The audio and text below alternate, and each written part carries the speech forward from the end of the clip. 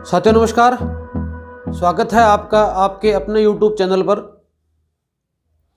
Animal physiology के क्रम में अपन रेस्पिरेटरी सिस्टम पढ़ रहे हैं और रेस्पिरेटरी सिस्टम का अपना ये 3rd वीडियो है। अब तक अपन रेस्पिरेटरी ऑर्गन के कुछ ऑर्गन को पढ़ चुके। जैसे शुरुआत करते हैं तो आपके नासा छिद्र है, उसके बाद में नासा गुहा है, नेजल कैविटी है, उसके बाद में नेजोफेरिंक्स है, उसके बाद में लिरिक्स है।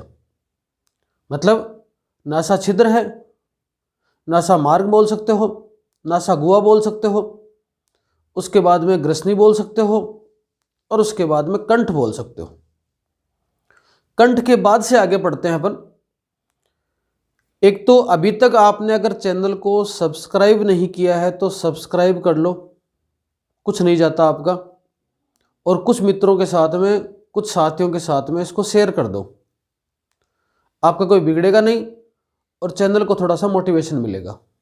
कोई फ़र्क नहीं पड़ता आपने अगर इसको सब्सक्राइब किया है तो कोई दिक्कत आती नहीं है, मोबाइल में कोई हैंग नहीं होता और ना इसकी कोई मेमोरी बढ़ती है। और शेयर भी कर दोगे क्योंकि लगातार वीडियो डाल रहा हूँ मैं। केवल आपका शेयर करना, सब्सक्रिप्शन बढ़ना ही इस चैनल का मोटिवेशन है, बाकी कुछ नहीं है। तो ऐसा काम कर लीजिए। अब देखें, एक अपन थोड़ा सा एक शुरुआत कर रहे हैं एक चीज़ की आज से। आपने जो वीडियो देखे हैं पीछे के, जैसे अभी अपन ने चला रखी है रेस्पिरेटरी सिस्टम का सीरीज चला रखी है एक, फिर अपन अगले सिस्टम पे पहुंच जाएंगे। तो जब तक रेस्पिरेशन का मैटर चलेगा, आज तो मैं आपको बता रहा हूं, अगले वीडियो से ऐसा करेंगे। जब तक रेस्पिरेशन के वीडियो चलेंगे तब तक मैं आपको जैसे ही वीडियो शुरू होगा, जो मैंने इससे पहली क्लास में जो पढ़ाया है उसका एक क्वेश्चन दूंगा, बोर्ड पे लिखूंगा, आपको उसका आंसर बताना है। और एक जैसे ही वीडियो खत्म होगा, जो वीडियो मैंने पढ़ाया है वो आज से शुरू कर देंगे। जैसे आज जो अभी जो पूरा पढ़ाऊंगा उसको ध्यान से सुनना। ध्यान से सुनने के बाद उसमें से मैं एक क्वेश्चन पूछूंगा, तो आपके हर वीडियो में कम से कम 2 क्वेश्चन हो जाएंगे। एक क्वेश्चन कौन सा, जो आपने जस्ट पहले जितने भी रेस्पिरेशन के सिस्टम देख रहे हैं उनसे संबंधित कोई पर्सन, और एक पर्सन जो आज वीडियो देखा है उससे संबंधित। तो 2 पर्सन हैं और ठीक ठाक से पर्सन होंगे। ऐसे आपको रोजाना मिलते जाएंगे। तो आप शुरुआत में वीडियो को देखें। कई बार लोग बाग क्या करते हैं, स्किप से कर देते हैं, आगे चले जाते हैं फटाफट की, शुरू में तो ज्ञान देगा ये।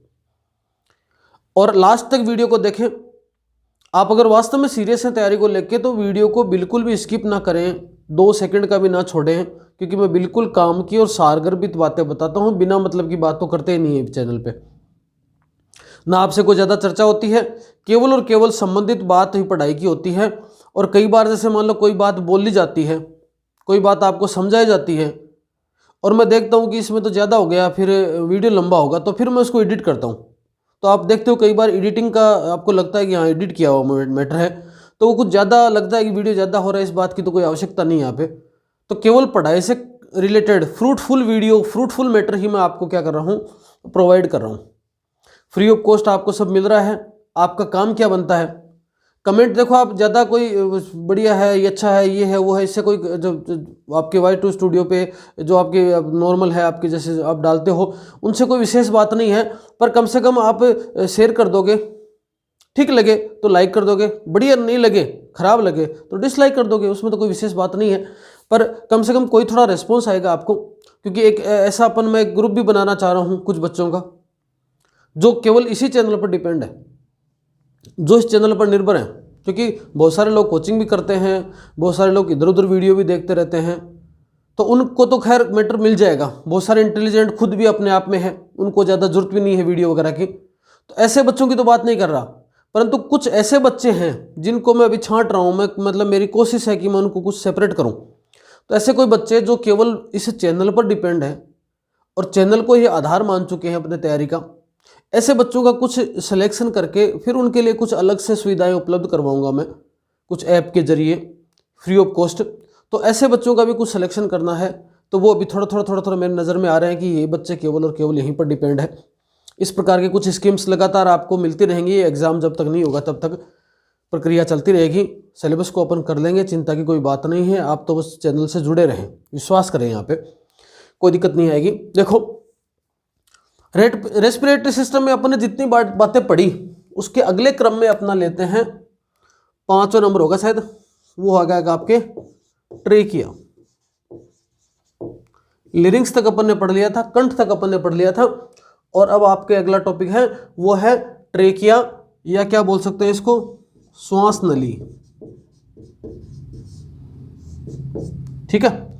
अब देखो जो फेरिंग्स था, ग्रसनी था, उसके बाद में कंठ आ रहा है, तो ग्रसनी तक तो मैटर सेम ही है। तो ग्रसनी तक तो आपके वो जो आहार नाल का सिस्टम भी जुड़ा है, और ग्रसनी के बाद में आहार नाल अपने सेपरेट काम करती है, और अपने जो ये श्वसन नली है वो अपने सेपरेट काम करती है। काम तो वैसे भी सेपरेट करती है, पर दोनों कॉमन नहीं है, अब दोनों सेपरेट है यहाँ पर। तो श्वास नली को पढ़ने से पहले एक छोटा सा देखो, थोड़ा सा डायग्राम देखते हैं अपन। ये जैसे मान लो ये कंठ है, लिरिंग्स, लिरिंग्स से ये शुरू हो गई आपके क्या, आपके श्वास नली, जिसको ट्रेकिया बोल रहे हैं। वक्ष गुहा में जा रही है, थोरेसिक कैविटी में जा रही है, ठीक है। और वक्ष गुहा में जैसे ये जाती है, जाने के बाद ये है वो आपके 2 ब्रांच में डिवाइड हो गई, ऐसे करके 2 भागों में डिवाइड हो गई। समान है ये, है ना, 2 भागों के अंदर डिवाइड हो गई। कौन, ट्रेकिया। ये मेन ट्रेकिया है, ये 2 भागों में ब्रांच में विभाजित हो गया।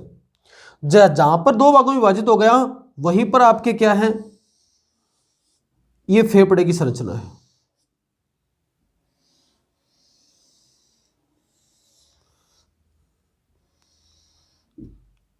ये लेफ्ट है, लेफ्ट लंग बायां, और ये राइट लंग दायां फेफड़ा। बायां फेफड़ा और दायां फेफड़ा। जो बायां फेफड़ा है उसमें थोड़ा सा यहाँ पर आपके ये पता ही आपको क्या है, यहाँ पर हार्ट है, दिल है।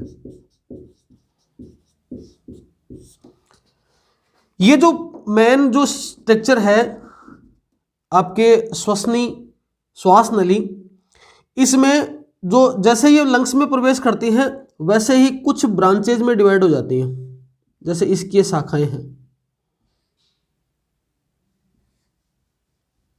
ठीक है ना। इस प्रकार से कुछ ब्रांचों के अंदर डिवीजन हो गई, इसके ब्रांचों के अंदर ये बट गई, ठीक है। जैसे ये ब्रांचों में बढ़ती है, अंतिम जगह पर इसके अंदर इस प्रकार की स्ट्रक्चर पाई जाती है, ये वाली,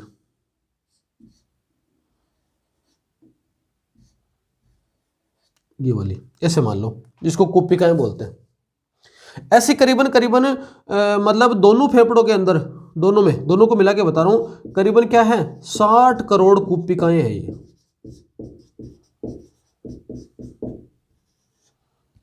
60 करोड़ क्या है ये कुपिकाएं इस प्रकार से पाई जाती हैं। अब देखो ये सिंपल सा मैंने एक डायग्राम बनाया, ये कंठ है, और इस कंठ से जब जैसे ट्रेकिया शुरू होता है, उस ट्रेकिया के ऊपर छल्ले पाए जाते हैं कुछ, ये वाले सी शेप छल्ले होते हैं, सी आकार के, ठीक है। सी आकार के इसके अंदर छल्ले हो गए, और सी आकार के उपास्थल कार्टिलेज के बने छल्ले। ये दोनों जो फेफड़े हैं, उन दोनों फेफड़ों के ऊपर दोहरे आवरण होते हैं, फेफड़ों के खुद के ऊपर। तो जैसे मान लो ये ऐसा डबल आवरण बताया इसको, ऐसा ये लेयर है, ये वाली, ऐसे इसकी हो गई, ये वाली स्ट्रक्चर इसकी हो गई। ये बाह्य आवरण, ये आंतरिक आवरण, ठीक है। और प्लूरा बोलते हैं इसको, ये एक्सटर्नल प्लूरा, इंटरनल प्लूरा, बाह्य फुफ्फुस आवरण, आंतरिक फुफ्फुस आवरण। और इस आवरण के बीच में, ये जो आवरण का स्थान है ना, ये वाला बीच का, इस स्थान पर वायु नहीं होती, वायु नहीं होती, एयर नहीं होती यहां पर, क्योंकि अगर एयर होगी तो पिचकेगा ये, जिससे लंग्स पे प्रभाव पड़ेगा। तो ये थोड़े कठोर नेचर के होते हैं, मतलब इनमें कठोरता पाई जाती है, जिससे जो लंग्स है वो पिचकता नहीं है ना, सिकुड़ता नहीं है। अब ये वाले लंग्स ऐसी स्थिति में नहीं रह सकते, कोई ना कोई पिंजर होता है, कोई ना कोई स्ट्रक्चर सेल की या जो आपके जो कंकाल की बनी होती है, जिसके अंदर ये सुरक्षित है। उस सुरक्षित कैविटी को बोलते हैं थोरेसिक कैविटी, वक्स गुहा। ये जो पिंजरा है, ये जो स्ट्रक्चर है, ये पूरी की पूरी स्ट्रक्चर एक जहां पर व्यवस्थित है, उसको बोलते हैं पिंजर या थोरेसिक कैविटी। उस थोरेसिक कैविटी की स्ट्रक्चर में क्या होगा? उस थोरेसिक कैविटी की स्ट्रक्चर में देखो, इस प्रकार से ये नीचे की साइड में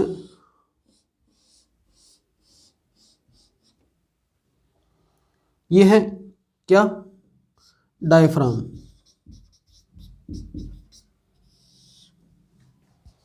ठीक है, और इधर जाएंगे अपन, ये वाली ऐसे,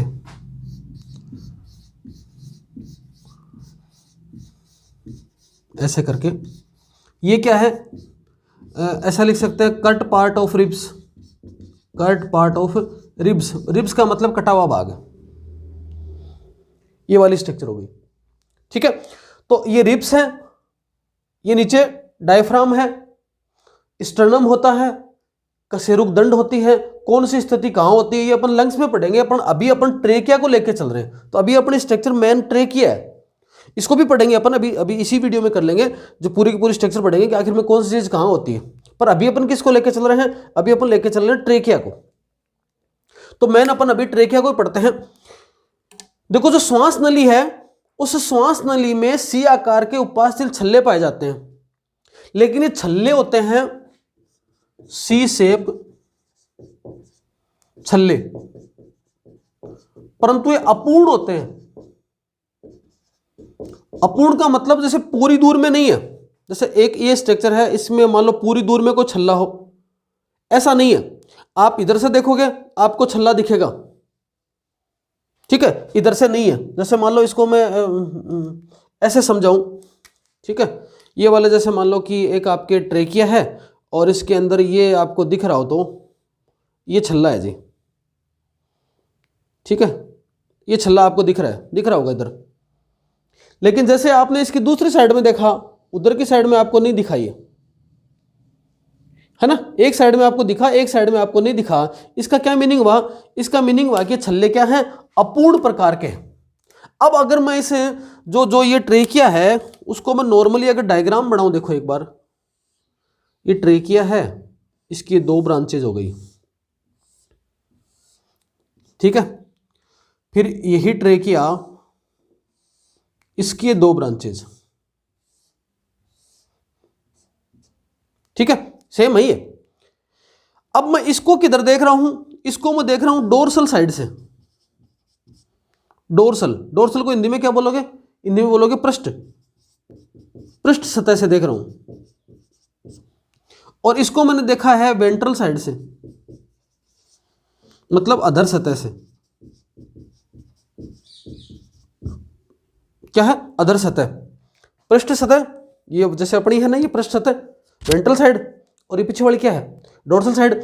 इस प्रकार से डोर्सल और वेंट्रल सतह के ऊपर मैंने देखा, तो देखा गया कि जब मैंने अधर सतह से देखा ना, तो मेरे को इस प्रकार के छल्ले नजर आ रहे हैं, ये वाले ऐसे छल्ले अधर सतह से नजर आ रहे हैं। परंतु जैसे ही मैंने इसको देखा, अबे छल्ले घूम के, और पूरी दूर में घूमते तो ऐसे पूरे राउंड आ जाता है, ये पूरा राउंड नहीं आता, इतना घूम के, और लास्ट में केवल मतलब यहां इस प्रकार से दिखते हैं ऐसे, ये वाले, ठीक है। इसका मतलब कह सकते हैं कि जो सी शेप के छल्ले है ना, वो आपको अधर सतह पे देखोगे ना, वेंट्रल सरफेस पे, तो पूर्ण नजर आएंगे, पूर्ण सी शेप्ड ठीक है, और यहां पर अपूर्ण, इनकम्प्लीट। ठीक है, ये वाली सतह हो गई, इस पर आपको पूरे नजर आएंगे। इधर से देखोगे तो आप, और इधर से देखोगे तो आपको नजर नहीं आएंगे। अब क्यों नजर नहीं आएंगे? देखो, अब ये जो डोर्सल सरफेस है ना, इस डोर्सल सरफेस, वेंट्रल सरफेस के ऊपर, सामने वाली सरफेस है, इसके ऊपर आपको नजर आएंगे। लेकिन यही पीछे से देखोगे अपूर्ण भी है और नजर भी नहीं आएंगे। और उसके जस्ट पीछे जो वाली बात है ना, वहां के ऊपर आपके जो ये सिस्टम है वो पूरा नजर नहीं आता है, आपको सीन नहीं होते हैं, इसलिए उनको बोलते हैं अपूर्ण सी शेप छल्ले। होता ही अपूर्ण है, एक सरफेस पे है और एक सरफेस पे आपको नजर नहीं आएंगे, इस प्रकार की स्ट्रक्चर होगी। अगला पॉइंट क्या लिखोगे? अगला पॉइंट लिखोगे इन छल्लों का कार्य क्या है? छल्लों का कार्य है कि जो श्वास नली है ना, श्वास नली को पिचकने या फटने से रोकना। पकड़ के रखते हैं इसको, ये है ना, कैच करके रखते हैं, इससे श्वास नली फटती नहीं है और पिचकती नहीं है। ठीक है, ये वाला काम क्या हो गया? इन छल्लों का हो गया। अब देखो, ये जो श्वास नली है, ट्रेकिया है, जस्ट आपके कंठ से शुरू होगी और जैसे ही वक्ष गुहा में, जैसे आपके फेफड़ों में प्रवेश करेगी, फेफड़ों में जैसे ये ट्रेकिया प्रवेश करेगा तो क्या होगा? ये दो शाखाओं में बढ़ जाएगा, दो शाखाओं में बढ़ जाएगा। कहां पर? ये वाला यहां तक पाया जाएगा जब। तो इसके एक तो आपके मेन ट्रेकिया है, trachea, primary bronchi, secondary bronchi, tertiary bronchi. इन तीनों चारों जगह पर केवल छल्ले पाए जाते हैं, उसके आगे नहीं होते, है ना। इनके आगे नेक्स्ट जो स्ट्रक्चर आती है जिसको ब्रोंक्यूल्स बोलते हैं, वहां पर छल्ले क्या होते हैं? एब्सेंट होते हैं, वहां पर छल्ले नहीं पाए जाते। कुछ बातें मैं बोलता हूं, उनको आप ऐसे बोलने से लिख लिया करो, पॉज करके और बोलूं तब उसको लिख लिया करो। तो यहां पर ये छल्ले प्रेजेंट नहीं होते। अब देखो, ये स्ट्रक्चर ट्रेकिया की है, जैसे अपन ने आहार नाल में देखा, तो इसके अंदरूनी स्तर पे जाए ना, इनर मेम्ब्रेन पे जाएं, तो इनर मेम्ब्रेन पे नजर आती है अपने को, जैसे सबसे बाहर की साइड में देखें ना, तो एक लेयर है जिसको बोलते हैं फाइब्रस लेयर। इसका प्रोटेक्शन करने का काम करती है, सबसे बाहर की लेयर है। ठीक है, उस लेयर के जब अंदर के स्तर में जाए ना, तो अंदर की साइड में यहां पर है ये आपके कार्टिलेज लेयर, जिसके साथ में आपका सी शेप के छल्ले हैं, ये जो रिंग है ये जुड़ी हुई है, सी शेप रिंग है ना, ये जुड़ी हुई है। तीसरे नंबर पे और आगे चलते हैं, तो यहां पर प्रेजेंट है, यहां पर क्या? आपके श्लेष्मा स्तर प्लस आपके यहां पर पाए जाते हैं सीलिएटेड सेल्स। जैसे मान लो किसी भी कारण से नाक के द्वारा या भोजन वगैरह कर रहे हैं, किसी भी कारण से कोई ऐसा हुआ कि कोई जीवाणु या कोई ऐसा पदार्थ जो कहाँ चला गया?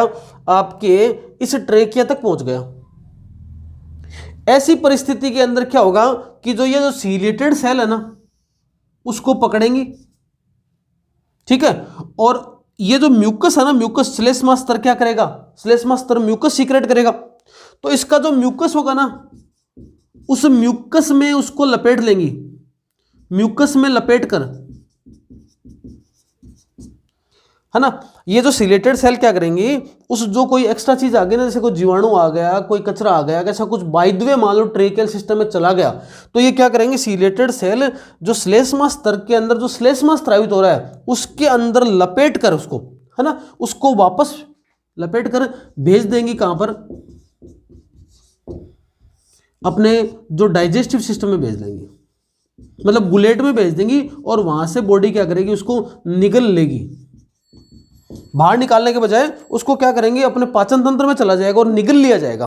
तो यहां से जस्ट निकल के, जैसे वापस निकाल के, तो ना ये श्लेष्मा उसको लपेट के बाहर फेंकते हुए जो ग्रसनी में ले जाएंगी, और ग्रसनी के अंदर क्या पड़ा है? ग्रसनी जैसे जस्ट इसके ऊपर तो क्या है?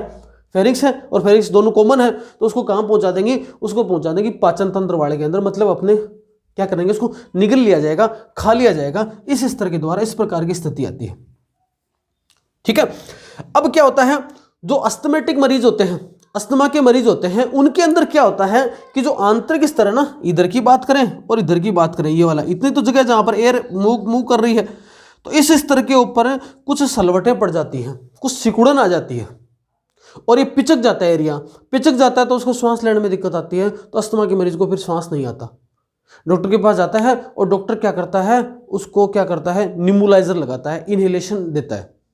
तो नाक के ऊपर लगा दिया वो इनहेलेशन।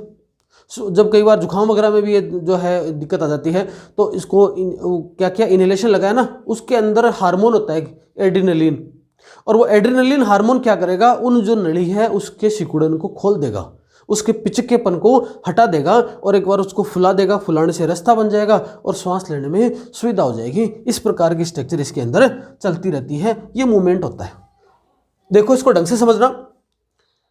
सबसे पहले इसको क्या बोल रहे हैं, ये क्या है, ट्रेकिया। ट्रेकिया से क्या आया, प्राइमरी ब्रोंकाई, ब्रोंकस भी बोल सकते हो, सिंगुलर प्लूरल की वैसे बात है, कोई दिक्कत वाली बात नहीं है।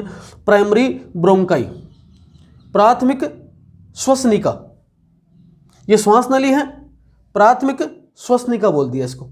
ठीक है। प्राइमरी ब्रोंकाई किस में कन्वर्ट हो गई,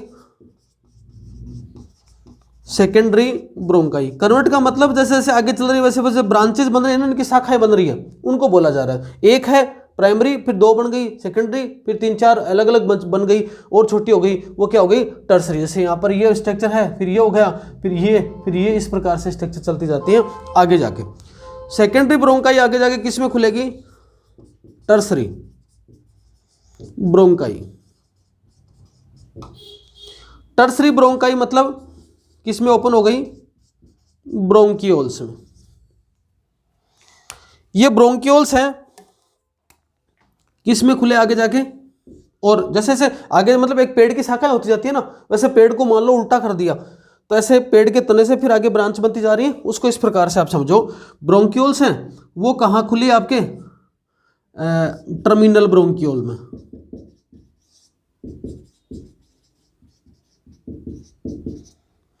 टर्मिनल ब्रोंकियोल का मतलब आगे कहाँ खुली, रेस्पिरेटरी ब्रोंकियोल में।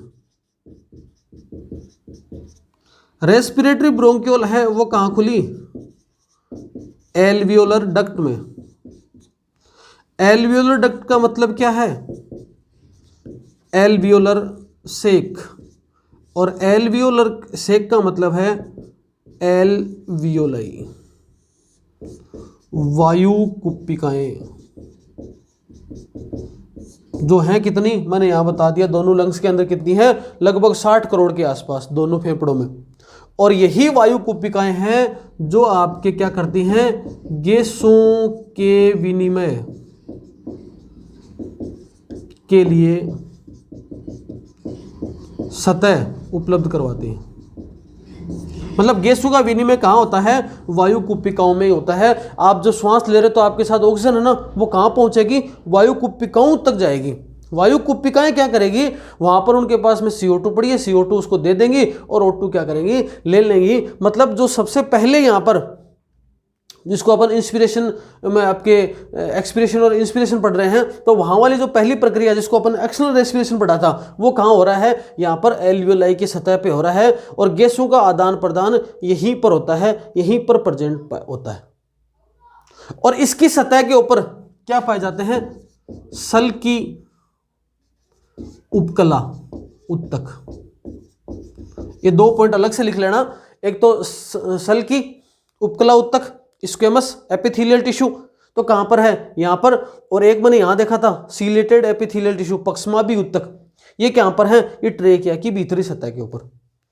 तो वो तो सीलेटेड है, पक्ष्माभी उपकला उत्तक है, और ये क्या है, सल की स्क्वेमस एपिथेलियल टिश्यू जो यहां पर प्रेजेंट है वायु कुप्पिका की सतह पर।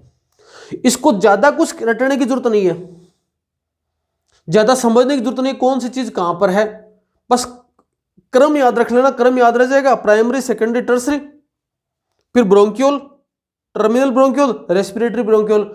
अब जो मैंने बताया था सी आकार के छल्ले, ये सी आकार के छल्ले हैं जो है वो केवल कहां तक पाए जाएंगे, इसमें है यहां पर है, यहां पर है, यहां पर है, इसके आगे नहीं है। मतलब ब्रोंकियोल और टर्मिनल रेस्पिरेटरी इन सब में क्या है, सी आकार के छल्ले नहीं होते, केवल कहां पर है, आपकी टर्सरी ब्रोंकियोल तक, तृतीयक श्वसनिका तक पाए जाते हैं।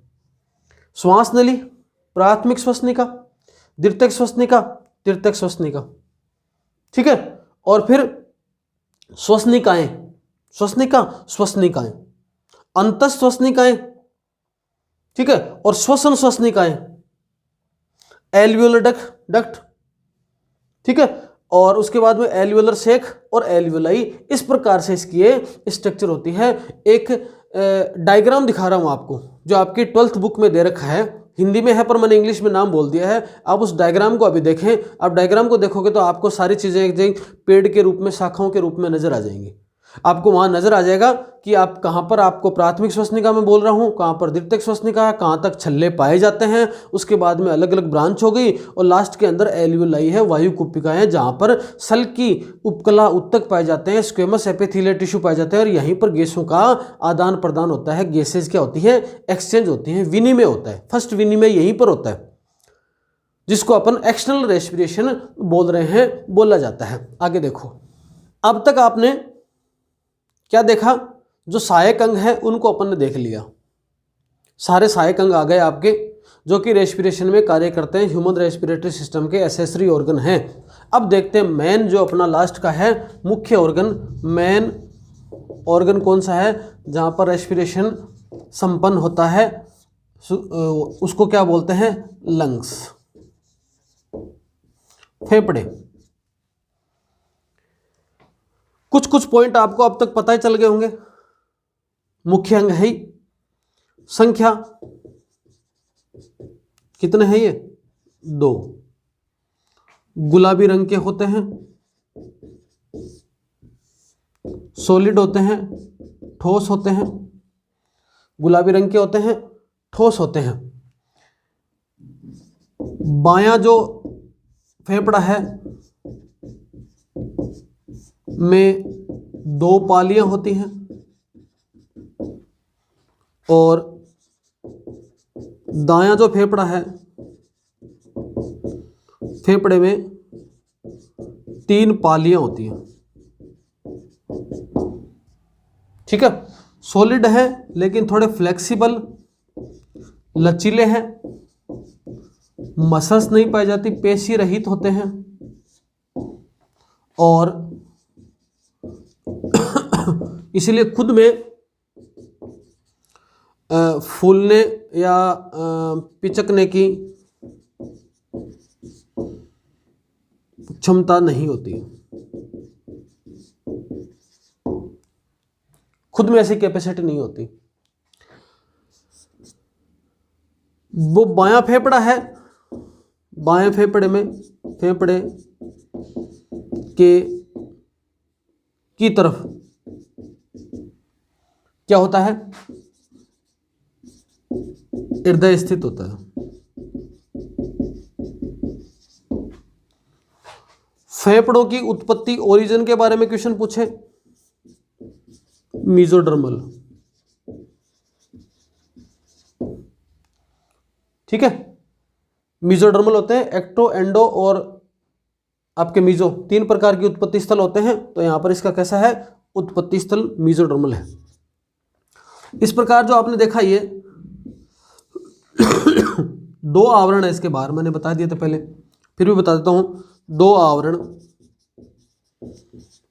जिनको क्या बोला जाता है, प्लूरा। प्लूरा का मतलब होता है फुफ्फुस आवरण। तो एक तो हो गया बाहरी, एक्सटर्नल, एक क्या हो गया, इंटरनल। उन दोनों के बीच में जो तरल भरा रहता है उसको बोलते हैं प्लूरल फ्लूइड। और इस प्लूरल फ्लूइड में एयर नहीं होती, जिससे फेफड़े है ना पिचकते नहीं है, सिकुड़ते नहीं है, श्रिंक नहीं होते, ठीक है। ये वाली स्ट्रक्चर हो गई।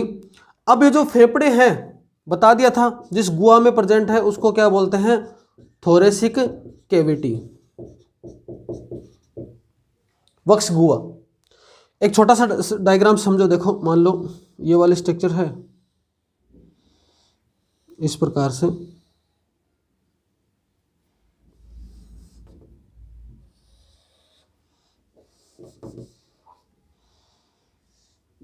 ऐसे मैं थोड़ा समझाने की कोशिश कर रहा हूँ आपको, ये वाले,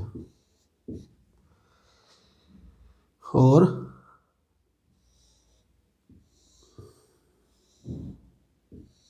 ये मसल्स में और पढ़ेंगे अपन, जो आपके स्केलेटल सिस्टम पढ़ेंगे ना तब और पढ़ लेंगे इसको। देखो ये है डायफ्राम,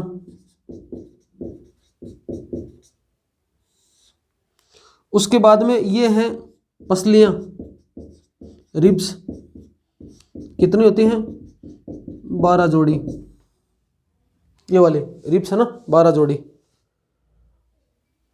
ये रिब्स आ गए, एक साइड की बता रहा हूं। 2 रिब्स के बीच में क्या है, ये आपके इंटरकोस्टल मसल, पेशियां,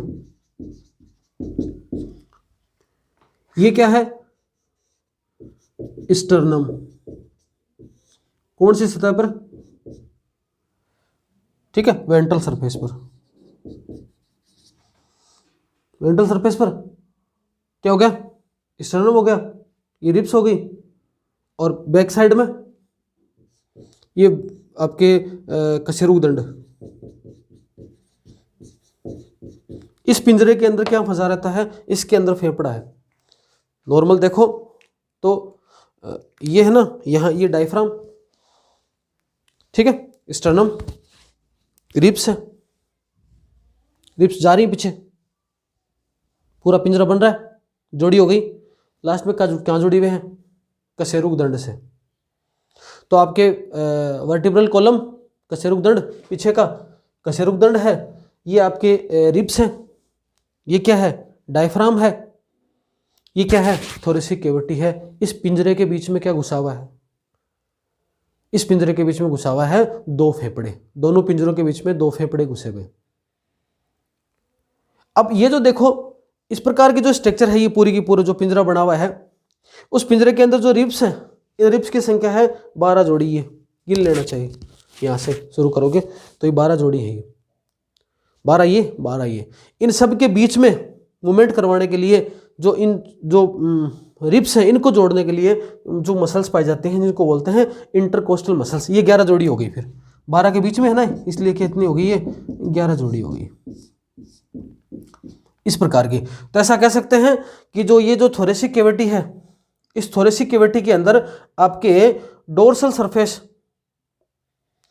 सरफेस पर क्या है वेंट्रल कॉलम कशेरुकदंड, इसके वेंट्रल सरफेस पर क्या है स्टर्नम है, ठीक है। इसके नीचे की साइड में क्या है, नीचे की साइड में आपके डायफ्राम है, और चारों ओर क्या प्रेजेंट है, नीचे की साइड में डायफ्राम, वेंट्रल सरफेस पे स्टर्नम, डोर्सल सरफेस पे वर्टिब्रल कॉलम, और चारों तरफ क्या है, चारों तरफ क्या है बताओ रिब्स प्रेजेंट है, ठीक है। ये वाला इस प्रकार से मूवमेंट इसका पाया जाता है, और इस स्थान के ऊपर स्थित होती हैं ये आपके थोरेसिक कैविटी। अब इस थोरेसिक कैविटी का क्या मतलब होता है कि फेफड़ों के अंदर खुद के अंदर चिपकने की, पिचकने की, फूलने की क्षमता नहीं होती। तो ये जो मसल्स हैं, उन मसल्स की रिएक्शन के कारण से ये वाली प्रक्रिया होती है। जब आपके थोरेसिक कैविटी फैलती है, इसका मतलब इंस्पिरेशन कर रहे हैं,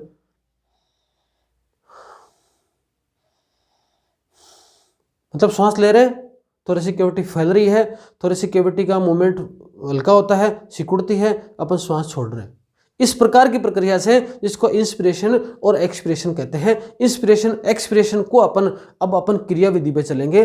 अब तक का जो वीडियो देखा, अब आपने उसमें ये पढ़ लिया कि अपन रेस्पिरेटरी ऑर्गन किस प्रकार से विकसित होते हैं और कैसे कैसे स्थित होते हैं। आज का प्रश्न लिखता हूँ, ये क्वेश्चन आज का, इसको देख लीजिए, इसका आंसर है वो आप कमेंट कर दीजिए।